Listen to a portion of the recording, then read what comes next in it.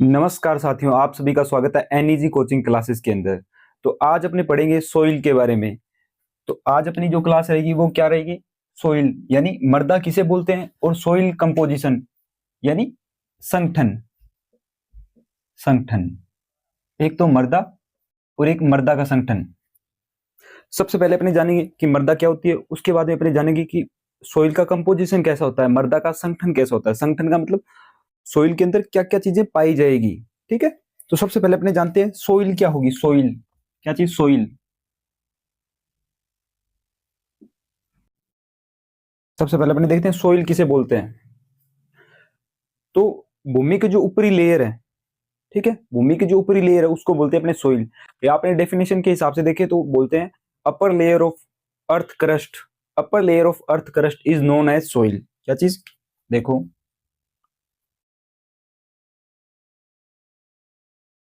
Upper layer of earth crust is known as soil. Upper layer of earth crust यानी जैसे मानो ये अर्थ है अपनी, ठीक है, तो इसकी अपर लेयर कौन सी होगी? ये ऊपर वाली लेयर ही होगी। ये ऊपर वाली लेयर होगी, इसको अपने बोलते हैं सोइल। ठीक है, अभी इसको बोल दिया सोइल। बनती कैसे है तो ये भी देखते हैं कैसे बनती है। जैसे ये ना, ये है पहाड़ या रॉक्स। रॉक्स यानी चट्टाने। तो जब चट्टानों के अंदर वेदरिंग होगी, वेदरिंग का मतलब चट्टानों का टूटना, छोटे छोटे पार्ट में जब चट्टानों में वेदरिंग होगी, ठीक है, तो जैसे ये टुकड़ा टूटा टूटा नीचे आके यहाँ पे जमा हो गया, सेंडिमेंट्स जिनको बोलते हैं ना हम, सेंडिमेंट्स, ये यहाँ पे जमा हो गया। इस हिसाब से ये टूटते टूटते टूटते एकदम बारीक बन जाएंगे। ठीक है, तो इससे सोइल बनती है। ठीक है, तो अपने बोल सकते हैं कि अपर लेयर ऑफ अर्थ क्रस्ट, ठीक है, जो रॉक या कोई भी अपशिष्ट पदार्थ है उसके डिकम्पोज होने के बाद में बनती है। डिकम्पोज डिकम्पोज होने के बाद में बनेगी, उसको बोलते हैं अपने सोइल। ठीक है, एक दिन में नहीं बनती, ना एक महीने में बनेगी, ना एक साल में बनेगी। बहुत साल लगते हैं 1 इंच लेयर बनने में। 1 इंच लेयर बनने में बहुत साल लगते हैं, उसके बाद में जाके जो सोइल है ना वो बनती है। 1 इंच सोइल बनने में बहुत साल लगते हैं, ये ध्यान में रखना। सोइल फिर से मैं आपको बता देता हूँ, सोइल किसको बोलेंगे? Upper layer of earth crust is known as soil. किससे बनती है? तो जो रॉक हो गए, बड़े पार्टिकल्स, उनका जब डीकम्पोजिशन होगा या डीकम्पोज होंगे, वो डिसइंटीग्रेटेड होंगे, उसके बाद में जो मेटेरियल अपने को मिलेगा उसको अपने बोल देंगे सोइल। ठीक है, चलो क्लियर है। अब एक चीज और आप ध्यान में रखना, father father of soil science. Father of soil science किसको बोलेंगे? किसी को पता है तो कमेंट बॉक्स में बता दो। फादर ऑफ सोइल साइंस, याद रखना, वीवी डोकुचेव। वीवी डोकुचेव एक साइंटिस्ट है, उनको बोलते हैं फादर ऑफ सोइल साइंस, वीवी डोकुचेव। ठीक है, तो ये है सोइल। अब बात करते हैं सोइल के कंपोजिशन की, यानी मृदा का संगठन कैसा होता है। एक आइडियल संगठन कैसा है सोइल का, सोइल के अंदर कौन कौन सी चीजें कितने प्रपोर्शन में पाई जा रही है। ठीक है, उसको अपने अभी देखते हैं। अगर इसका स्क्रीनशॉट लेना चाहो तो ले सकते हो आप।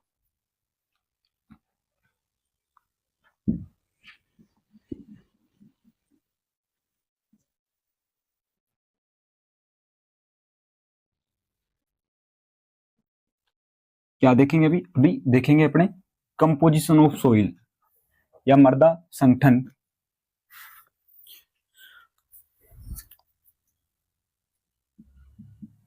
सोइल कंपोजिशन, सोइल कंपोजिशन या मृदा संगठन। मृदा संगठन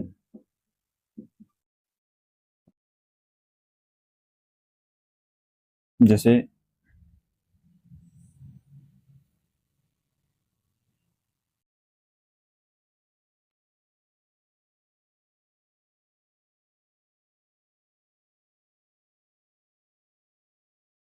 मृदा संगठन। देखो जो सोइल का संगठन होता है ना, उसको अपने दो भागों में बांटेंगे। कौन कौन से दो भाग है? दो भाग है। कौन कौन से दो भाग है? तो ये दो भाग है। एक तो होगा सॉलिड,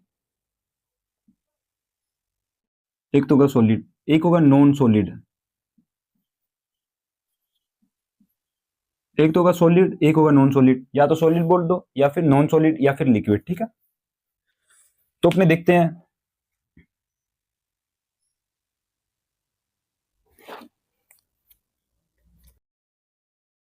सोइल के अंदर, जब अपने सोइल के कंपोजिशन की बात करते हैं, तो सोइल के कंपोजिशन के अंदर 45%, क्या कितना, 45 यानी 45% मिनरल मैटर होता है। मिनरल मैटर, इसको हिंदी में बोलते हैं खनिज, खनिज पदार्थ। ठीक है, 45% हो गया मिनरल मैटर। उसके बाद में इसके अंदर होता है 5% organic matter. Organic matter, 5% organic matter, 45% mineral matter. अब बात आती है कि 50% पोर्शन तो हो गया, अब 50% और पोर्शन रह गया, तो वो कितनी, कैसे, क्या होगा?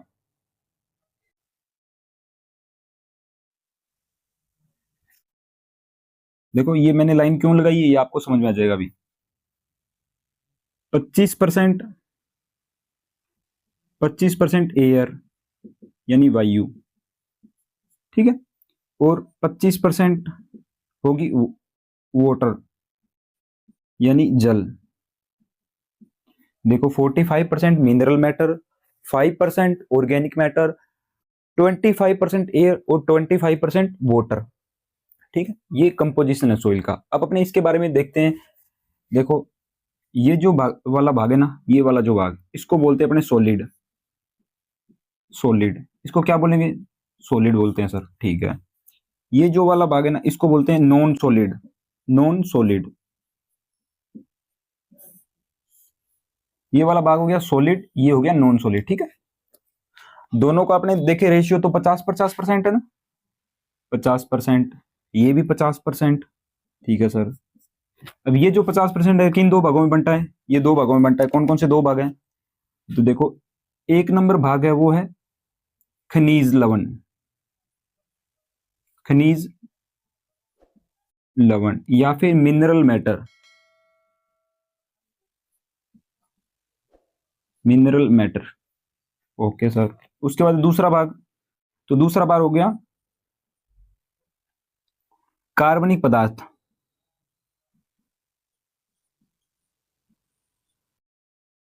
कार्बनिक पदार्थ या फिर बोल दो जैविक पदार्थ। जैविक पदार्थ, या फिर आप बोल सकते हैं ऑर्गेनिक मैटर,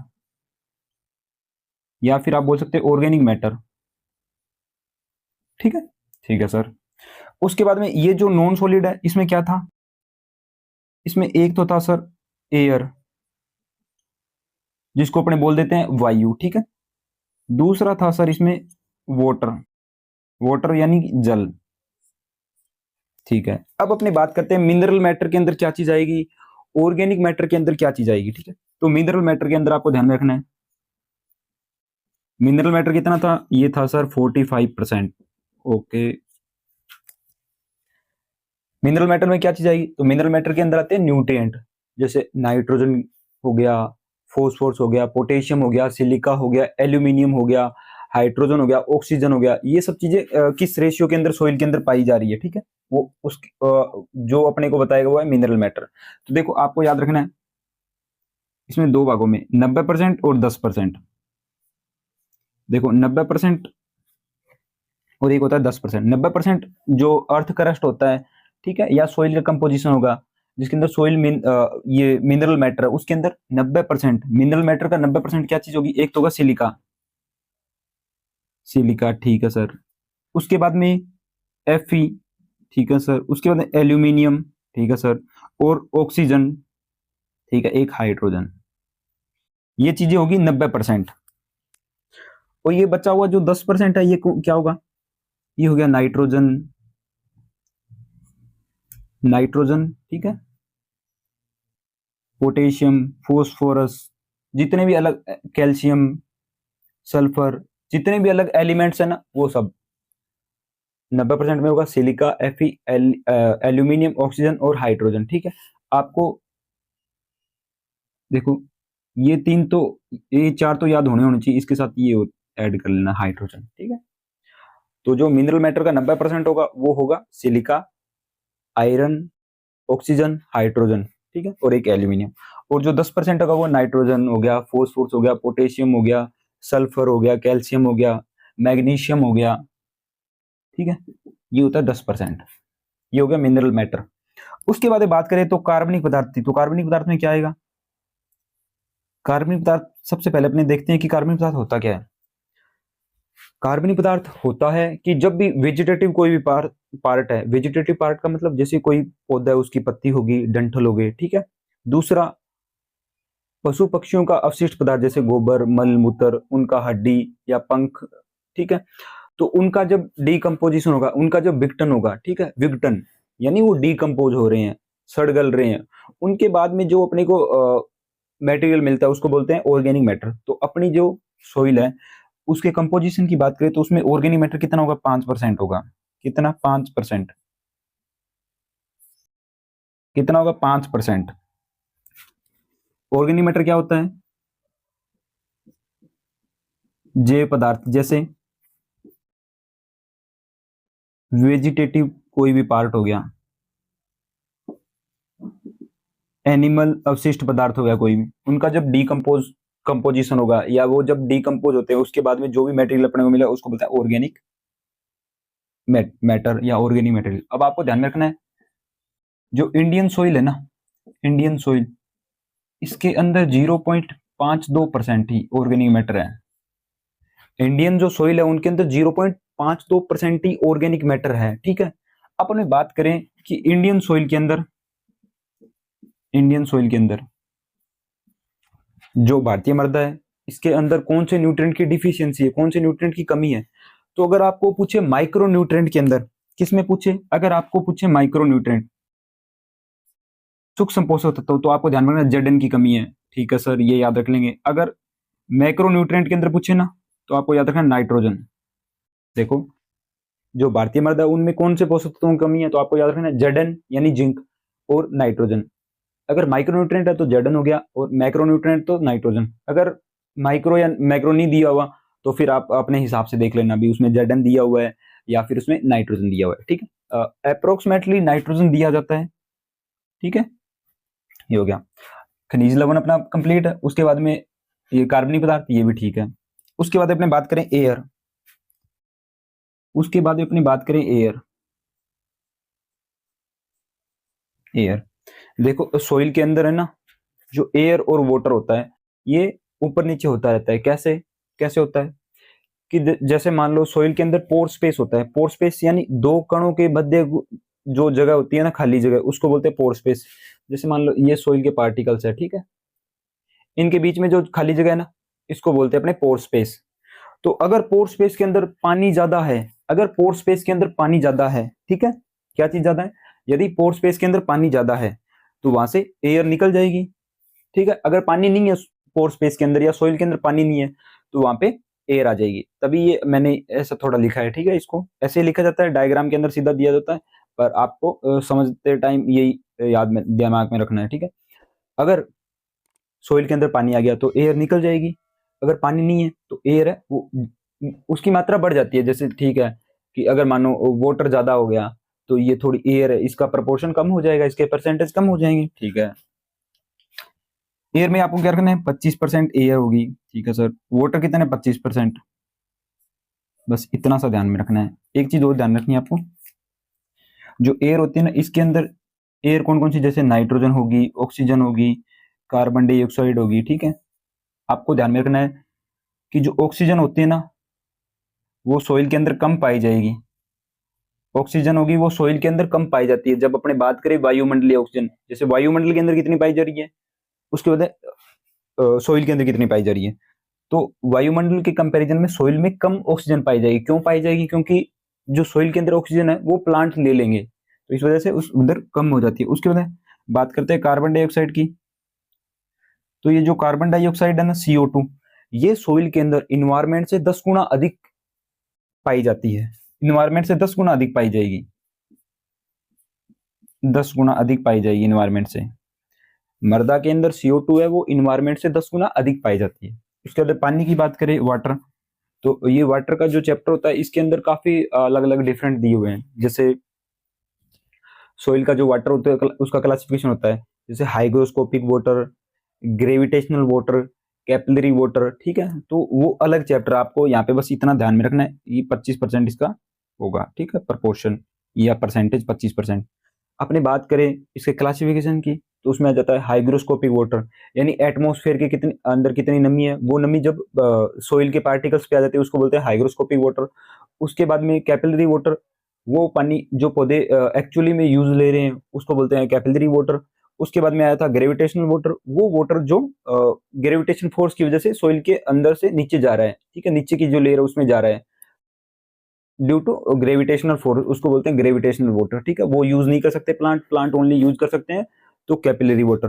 हाइग्रोस्कोपिक वाटर को भी नहीं यूज कर सकते, ग्रेविटेशनल वाटर को भी नहीं यूज कर सकते, ओनली कैपिलरी वाटर होता है ना, जो केसीय जल हिंदी में बोलते हैं जिसको, उसका यूज ओनली प्लांट कर सकता है। तो आज अपनों ने पढ़ा सोइल क्या है, सोइल का कंपोजिशन कैसा है, ठीक है। तो ये क्लास अपनी यहीं तक रहेगी। अगर आपको इस क्लास से संबंधित कोई भी डाउट है या कुछ पूछना हो तो आप कमेंट सेक्शन के अंदर जरूर जरूर बताएं। और अगर आप चैनल पे पहली बार आए हैं तो चैनल को सब्सक्राइब जरूर करें। चैनल के जो डिस्क्रिप्शन बॉक्स है उसके अंदर आपको टेलीग्राम का लिंक दिया गया है, तो उसको भी ज्वाइन कर ले ताकि आपको भविष्य के अंदर ज़्यादा से ज़्यादा क्लासेस है उसकी जानकारी सबसे पहले मिल सके। तो मिलते हैं नेक्स्ट क्लास के अंदर, तब तक के लिए धन्यवाद।